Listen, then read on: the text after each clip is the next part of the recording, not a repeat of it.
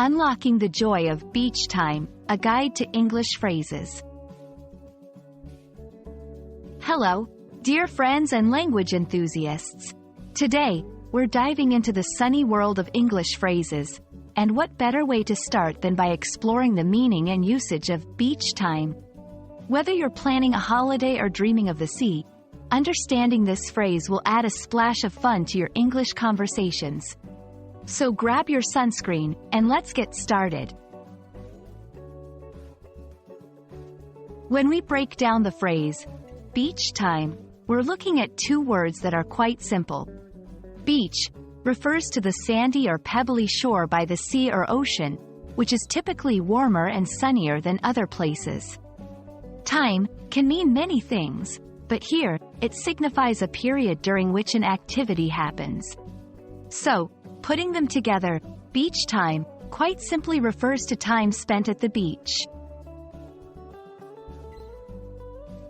Beach time is more than just a period on the shore. It's a cultural concept. It symbolizes relaxation, leisure, and the enjoyment of nature. It often involves activities like sunbathing, swimming, surfing, or just enjoying a good book by the seaside. In many cultures, especially where the climate permits, beach time is a significant part of summer holidays and is associated with a break from work or school.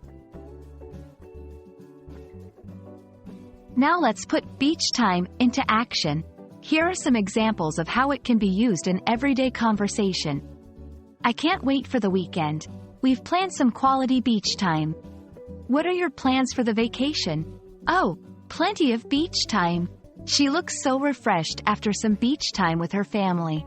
Notice how beach time can be used to describe both the act of spending time at the beach and the personal refreshment that comes from it. Beyond its literal meaning, beach time can also have a metaphorical sense.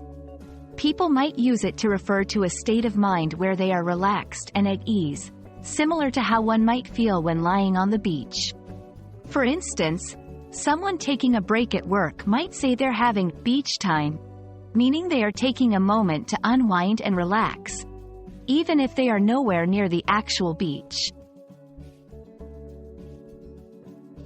When learning English, it's crucial to understand the context in which phrases like beach time are used to avoid miscommunication.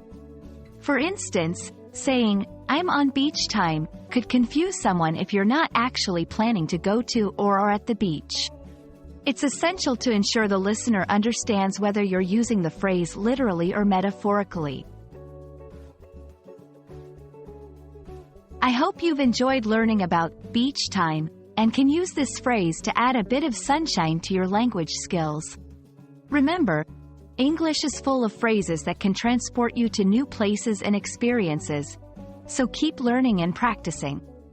Until our next lesson, take care, and maybe find some beach time for yourself.